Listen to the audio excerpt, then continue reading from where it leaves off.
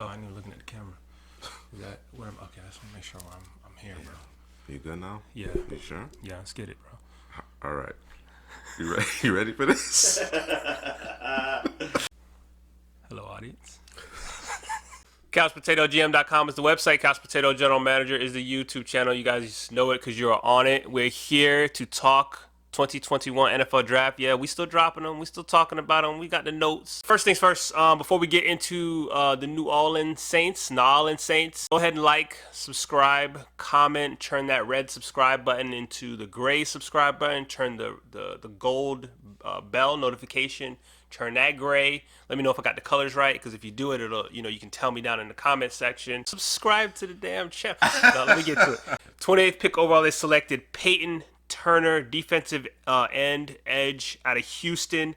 Watching the tape, seems to have a plan. Every plan. By the way, I think this was a surprise to a lot of people. Yeah. Cam Jordan, he can't do it all by himself. No. Marcus Davenport, he's in and out of the lineup with injuries and different things. So they went with Payton Turner. And like I said, seems like he has a plan every play, and you want that from your edge player. Very, very, very heavy hands. If you got that sumo, them sumo hands, I like to call it.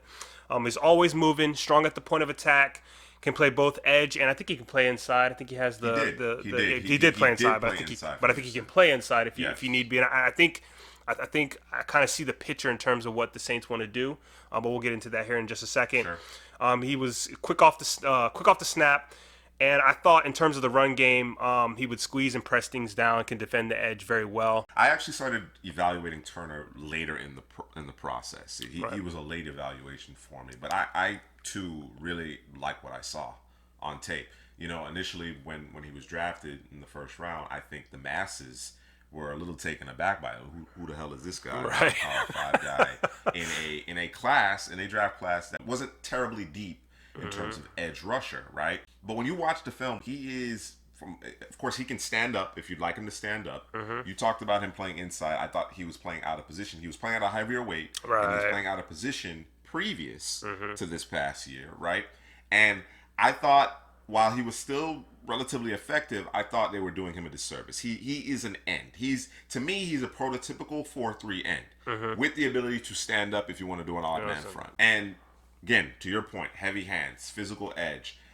Generally speaking, had a plan. Still needs to work on a couple of counter moves, but there is so much to like about him. Like there's a ton of upside, and of course we don't want to put too much emphasis on potential, right? We like to have a pretty solid floor, and I thought what I saw on tape established said floor, right? I'll use Jason Oweh as an example. Jason Oweh represents a lot of potential because of his athletic profile, the measurables. There's a lot of potential there, but the floor is almost non-existent. Right. Because of the steep learning curve that he has, the fact that he has limited production at the collegiate level. Now, of course, Turner didn't necessarily play Power 5, but I don't care.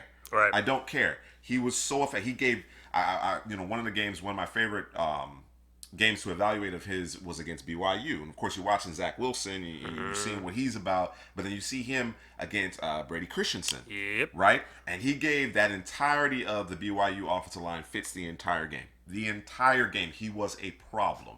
So whether it's bending the corner, I think he has a requisite explosion and athleticism to turn the corner. Right. He can go through the offensive tackle. He can move inside, twist, whatever the case may be. And I love his motor. He's always chasing it down. The amount of plays that he made, keeping himself alive, not allowing himself to be washed out of the play and pursuing the football. He still found a way to get back in the play in many occasions. I think.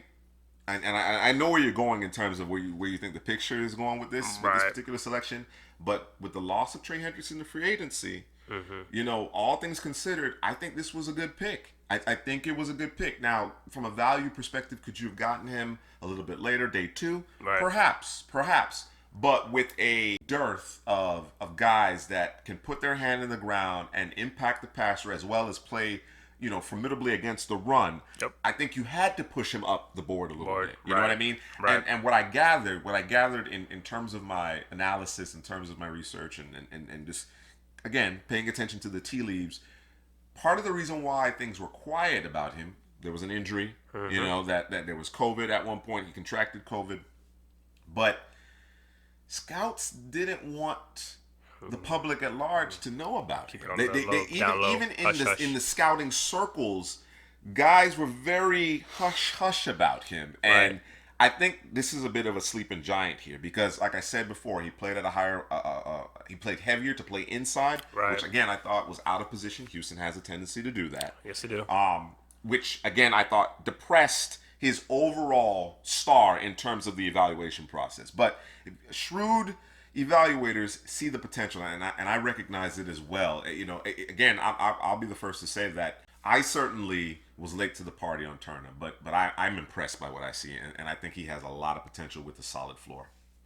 And when you look at the Saints in terms of their defensive line, they have a type that they want, and Yes.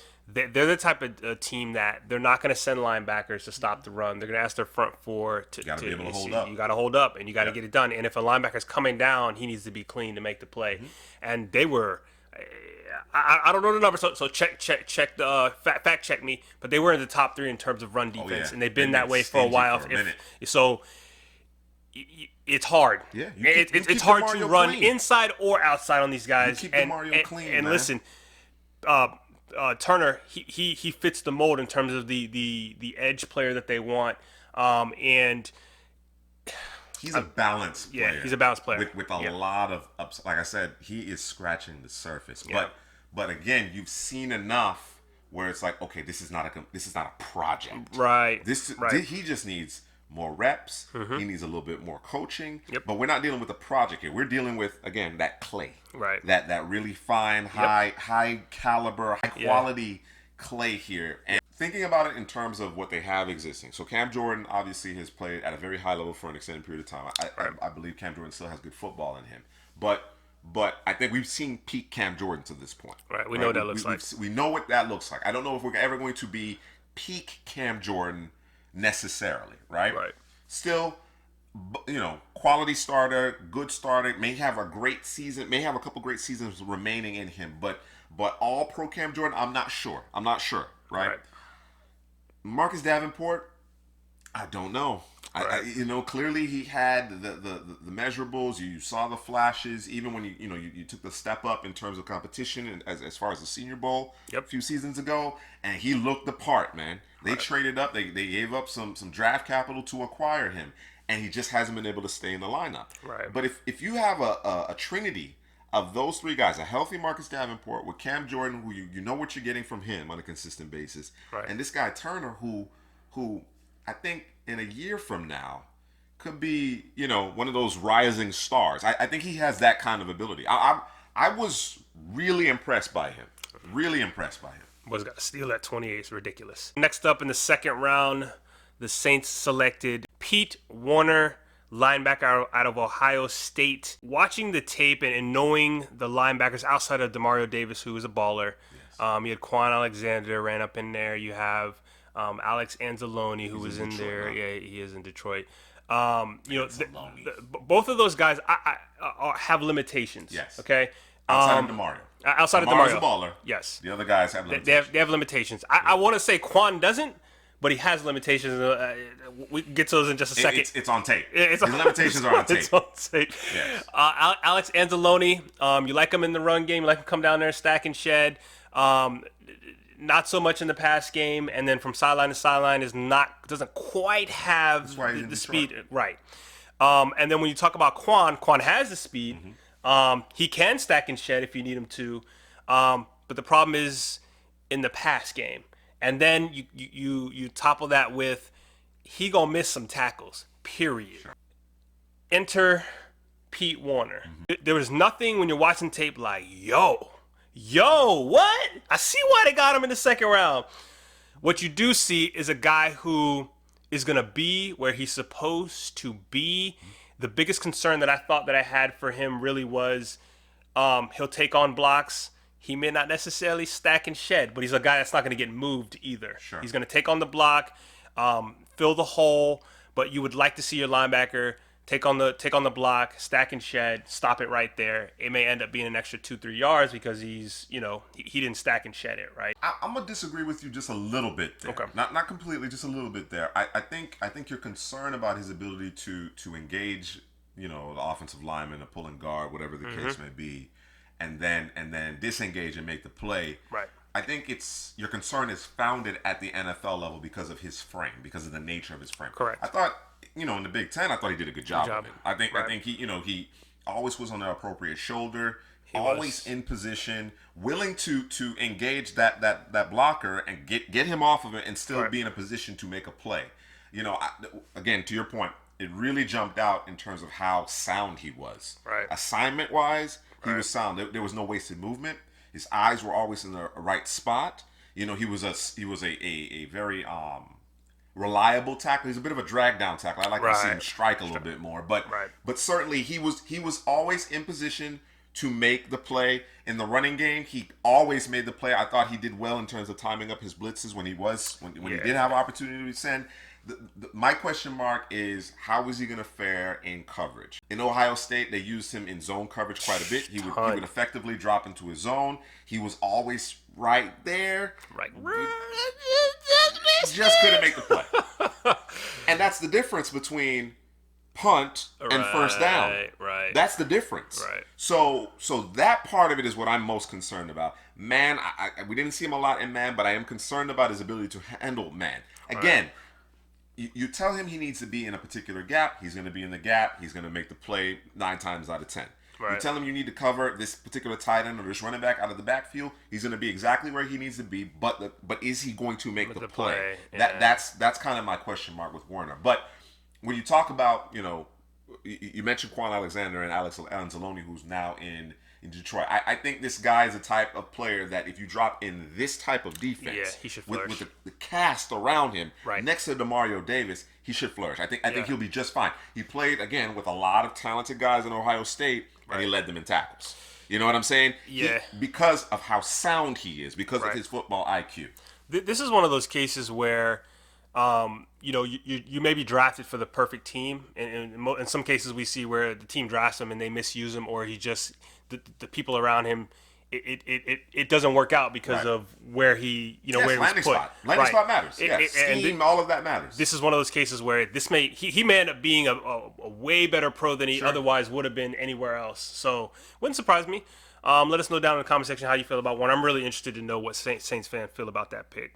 We went defense, and in the third round, we went defense. Cornerback. We hit every levels of the defense for these guys. They understand where their problems are, although we'll talk about another problem that, they addressed way later. In the Paulson Adebo, cornerback out of Stanford. And this, to me, is an outside corner. Thought he had some quick twitch. I thought he looked most comfortable. He was able to put his hands on the receiver, and kind of guide his way through, make a play on the ball, and get his eyes back on the ball. I thought when he wasn't able to do that, though, there was some struggle. He's able to receivers were able to create space. We can talk about the UCF game against Gabriel Davis, who plays for the Bills, who's probably going to end up being a really good receiver when it's all said and done. But you put him opposite Marshon Lattimore. Obviously, it's a huge hole with Jackrabbit out the door. Who takes that on? Because in the way the Saints play defense, I think this is a good scheme for him. Yes. And so it should work out. But this is a guy who didn't play last year. Sure. He did get injured the year before. I think he missed 3 games. Yeah. But bro, a lot of production and a limited amount of playing time. What? Lots of production. Yes. Listen, I'm not saying you need to get 14 picks and all this, but to me, I feel like pass deflections are that to me says more about you than actual interceptions to me. Interceptions can happen all kind of way, ricochets, this, correct. that, and the other. He's creating opportunities for turnovers with those deflections. Yeah, correct. The value here is excellent. Yeah, That absolutely. cornerback position opposite Lattimore has been a question mark for an extended period of time. I think Jackrabbit was a solid stopgap measure. They did the Eli Apple thing. They've been trying to figure it out. I don't think you can roll Patrick Robinson out there.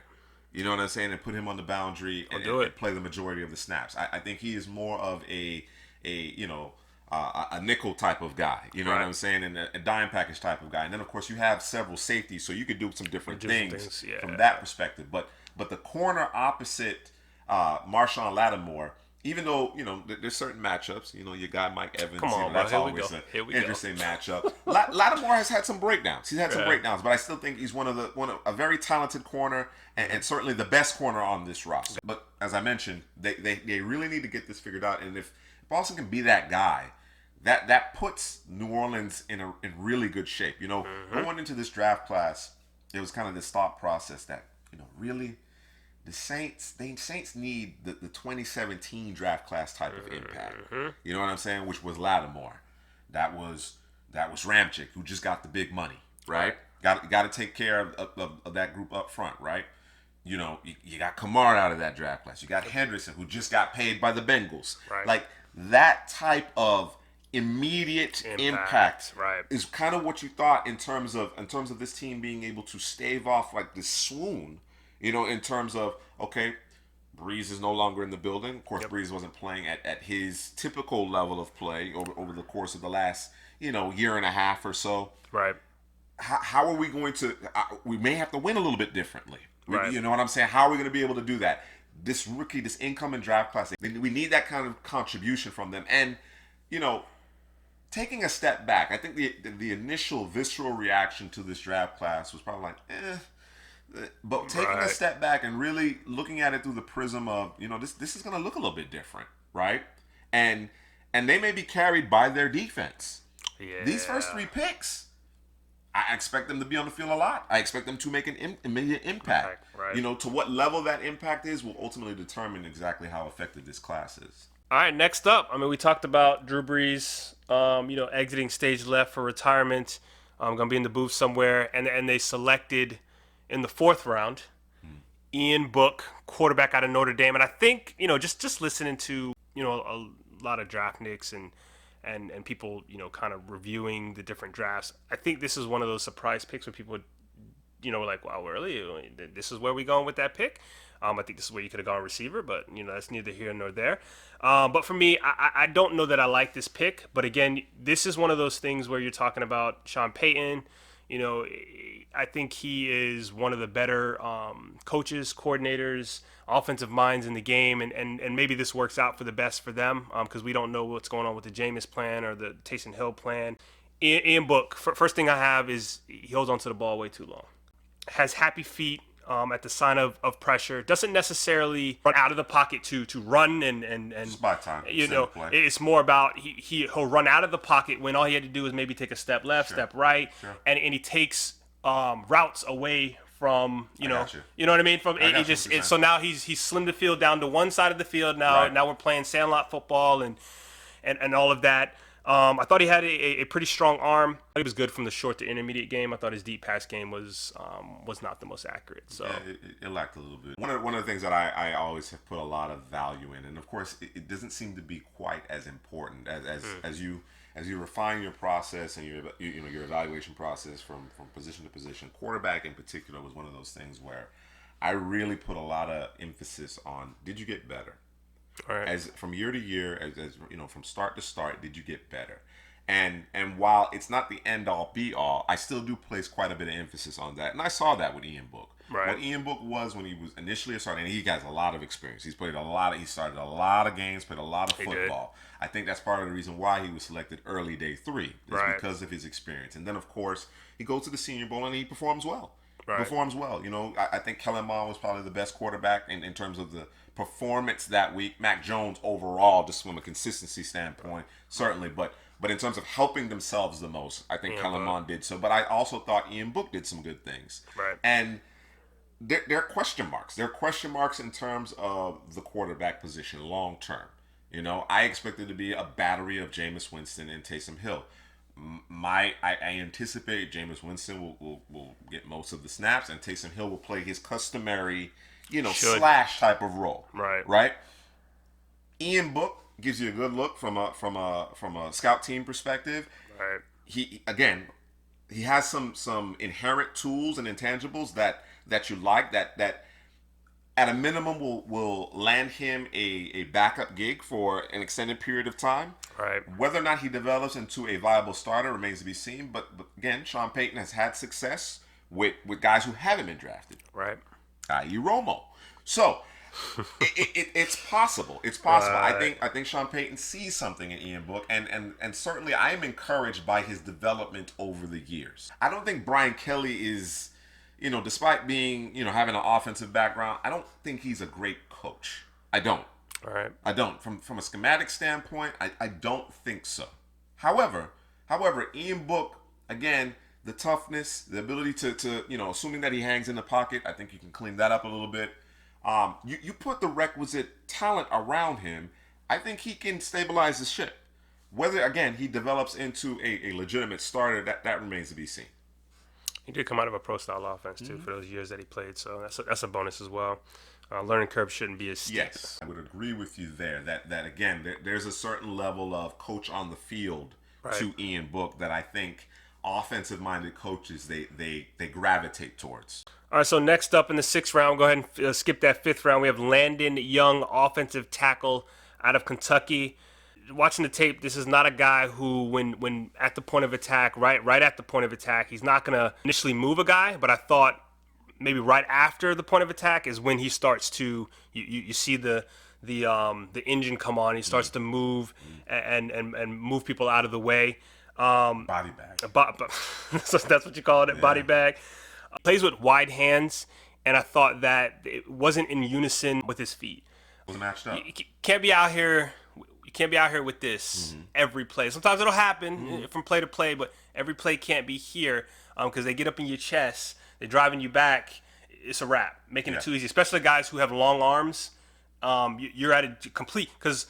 What's the fastest way to point A to point B is a straight line. It's not a curve, right? They're going right through your chest if that's the case. Or you're holding. You're in a bear hug. Right, You're holding. Right. In terms of pass pro, he would wait on folks, wouldn't drop his anchor soon enough, and that can cause bad things to happen, get pushed back into the quarterback, and especially when you're doing one of these things. And he played an offense where they ran the ball a lot, bro. Yeah, they ran it substantially more than they threw it. A lot. Yes. And let's make no mistake about it. Sean Payton gets pass happy.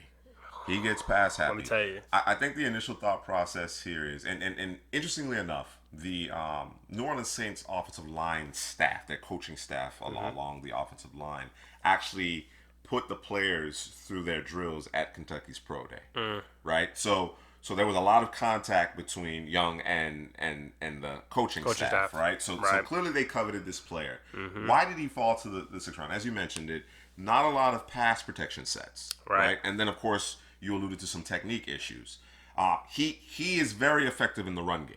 Very effective in the run game. And while I think the initial thought process is that he's the swing tackle, as he's played both tackle positions for Ramchick and Teron Armstead, your incumbents, I actually like him at guard. I think he could be a quality starter at guard, assuming he continues to clean up some of the pass protection technique issues. Now, most recently, it didn't necessarily result in any pressures or very few quarterback hits, and I think he just gave up 1 sack over the last 2 campaigns.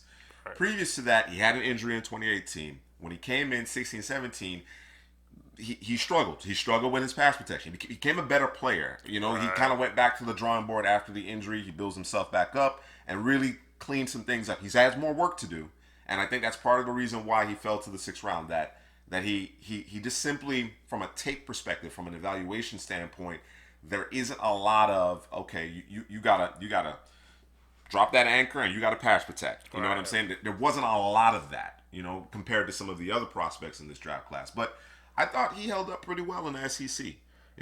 Ideally, for me, move him into guard. Your Saints selected in the 7th round with their last pick, Kawaan Baker, wide receiver out of South Alabama.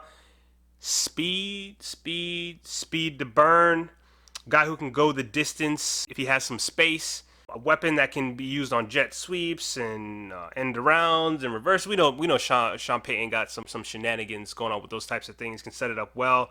There's another receiver on the team, Deontay Harris, who I think this is a bigger version of Deontay Harris, and I think Sean Payton always likes those types of guys. A couple of guys that got a little speed on the team that he can do a couple different things with. And again, we always say in the 6th, 7th round, what are we drafting? Traits, speed, sparky, all those things, and see what we can get out of that. But my question is, when you look at the Saints, and it happened last year, and I know Saints fans, well, we still made the playoffs, blase, blase, blase, blah. What happens if you remove Michael Thomas off this team and there's no Drew Brees? What? In terms of receivers, is this one of the worst receiving cores in the league? Or is it below average, I should say? Let me say that. They've been trying to figure out the guy opposite Michael Thomas for quite some time. So Tre'Quan Smith will flash from time to time. And I like Tre'Quan Smith. I like him too. But I think he is a third option at receiver. Right. You know what I mean? He's probably, ideally he's probably your fourth receiving option when you start factoring in the tight end and running back position as well. You know what I'm saying? He is a quality player, but I think you need a guy that you don't necessarily have to scheme up and strikes fear into the opposition, backs people off. Right. You know what I mean? At least make you think about it. Yes, and you mentioned about Kawaan in terms of his speed and Deontay Harris and his speed. Yes, those guys are fast, but are they receiver fast? You understand what I'm saying? Right. Not ball carrier fast, but receiver fast. Right. Is kind of what I'm getting at. And I know Sean Payton he's a quirky guy. He has a penchant for certain players, little Jordan Humphrey and Harris, to your point, and and then of course in his mind, I can scheme it up, I can do this, that, and the other. You need some guys who are just gonna win. Right. Who are just gonna win. You know what I'm saying? And like I said, when they line up, the defensive back across of them is like, all right, let me give this guy a little bit of a cushion. Right. So now you got to pitch and catch out there. Right. Now you got to pitch and catch. Michael Thomas offers pitch and catch to a certain degree. That's why he's paid the way he is. That's why he's considered a number one, because of body control, positioning, his physicality, attacking the football. But I think you need that in terms of a guy who can threaten the cushion, who can threaten you over the top. And I just don't. While like I said, there is speed, especially on that track. You're in a dome. You know what I'm saying? Take advantage of that. Take advantage of that. I don't think this team has done enough. They tried it with Emmanuel Sanders. Again, Emmanuel Sanders flashed a little bit, but of course you had some inconsistency in terms of your quarterback position. Thomas went down, so of course you didn't have your full cast of receivers. Perhaps with a healthy Michael Thomas back, consistent arm strength from the quarterback position, maybe the other guys will raise their play, but I would have liked to see more of a concerted effort to bolster the receiving group. I always, when I think about the Saints, it's been the law firm of Brees, Kamara, and Thomas, right? We could, I guess we can throw Hill in there, I guess. I don't know if you want to throw him in there, but the senior partner, Brees, has stepped away from the law firm. He's retired, and so now you're just talking about Kamara and Thomas, and who is that other guy, right? You can only scheme it up so much, and Kamara is a hell of a player, and he's a top 5 back in the league. We know what Michael Thomas is, but you just gotta have that other guy. And Saints fans right now screaming, but we made it to the divisional round. We probably would have beat the Packers. I get all that. The senior partner, the head guy, is no longer there. That was distributing the football. What do you do? What is it that you do, right? So I'm thinking in the 4th round, should we have gone Ian Book, or should we have traded up for a receiver? I see what you're saying. And I think sometimes teams fall into this, and teams do it at various positions, just depends on the team. They feel like we're good there. Seattle's offensive line, been terrible for years. Russ got it. They're slowly getting it together. But Russ was getting it for a couple of years. We're good. Right. The Saints, we got Brees, we got Kamara, we got Thomas, we good. But if you had that additional guy, right? Where would you be? Yeah. You know what I'm saying? What other plays would Payton pull out of his hat that would change what you guys do, or what teams have to worry about or counter against, right? And so we can slide over to the GPA, and this is where it hurts the GPA, because I think the worst pick they did was Ian Book. I'm not obviously I'm not a big fan of Ian Book. I just don't like where he got selected when you could have went somewhere else. Relative to Correct. What you think that roster needs. Correct. Yes, I understand. Because they did a damn good job with the defense. I just have an issue with getting just that extra piece that you could have gotten. And so I'm gonna give him a 2.85, man. Okay. All right. I'm in the 2.75 range. Okay. I'm in the 2.75 range. To your point, I'm legitimately excited about Payton Turner. Yeah. I am legitimately excited about him. I mean, I am, but I'm not. I know a lot of I know a lot of draft heads, draft analysts, don't like this class.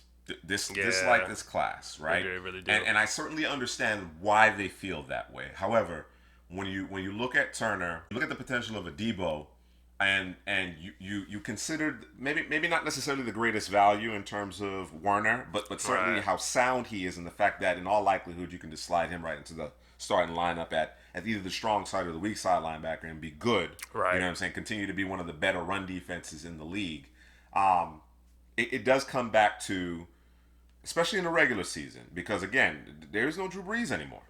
There is no Drew Brees anymore, and while Drew Brees' physical tools had diminished, of course there was the injury or whatever the case may be.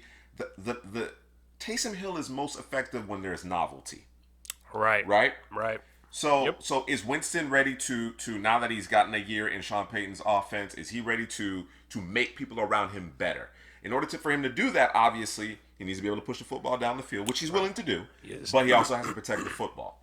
Or are we more, a run-centric team? We lean on Kamara and Latavius Murray more. Right. I like Adam Trotman in terms of what he can do in the short to intermediate pass, parts of the areas of the game as far as the passing game is concerned.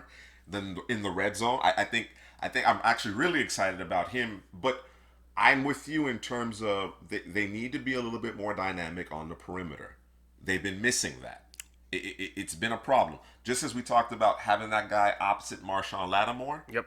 On a consistent basis, because Jack Rabbit would flash from time to time. You'd see vintage Jack Rabbit, for a week or two here, and then of course, he's busting coverages. You know what I'm saying? It's just one of those things. But again, opposite Michael Thomas on the perimeter, you need a guy who not only can consistently win against man-to-man coverage, but forces the opposition to do things differently, to approach you differently, to makes them think twice about what they're going to do as they try to dictate to the offense, right?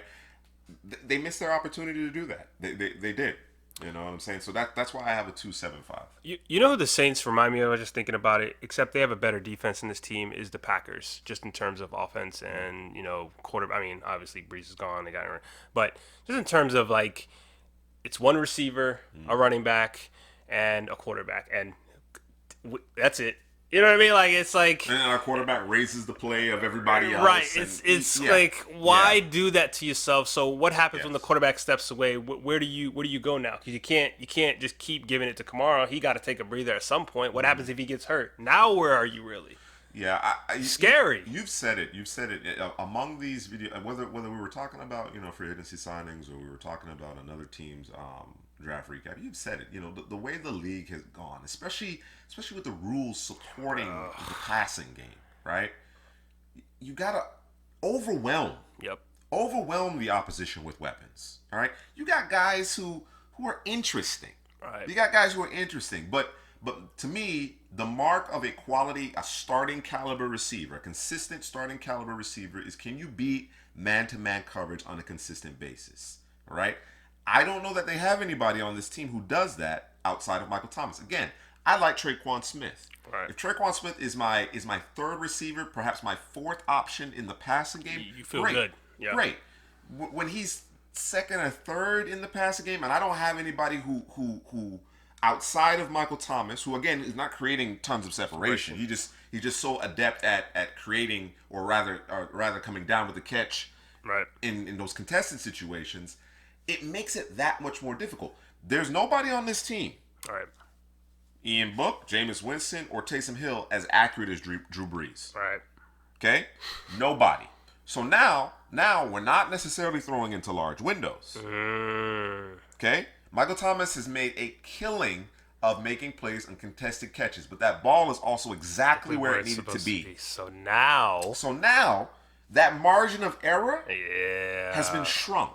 Not necessarily having someone dynamic on the outside, on the perimeter, it shrinks the field. Yep. It shrinks the field. Your spice, as you like to say, your garnishment cannot just be Taysom Hill. Right. That can't be the garnishment. It can't always be grape jelly on the bread, bro, on the toast, bro. Where's my strawberry? Where's my guava? Maybe I want to put some butter on there. You know what I'm saying? Maybe I just like it plain. I don't know if you're weird like that. But Bread wrapped in bread. Yeah, bread wrapped in bread. Yeah. But I don't know, man. Again, some teams just say, hey, we're good with what we got. I don't know, man. I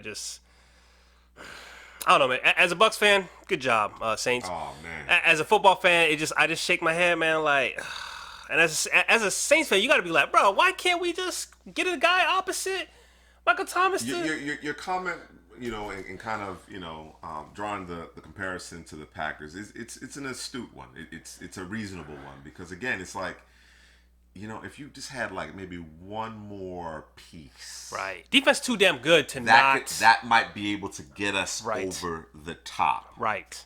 And to consistently just not do it. Not put forth the resources, whether it be draft capital or free agents. I know they thought Emmanuel Sanders was the guy. You can't expect Michael Thomas to get hurt, whatever the case may be. But it worked out there. Not to mention, your star quarterback just didn't necessarily have it anymore, right? But understanding that he is no longer part of your organization, he's not going to be playing for you, right?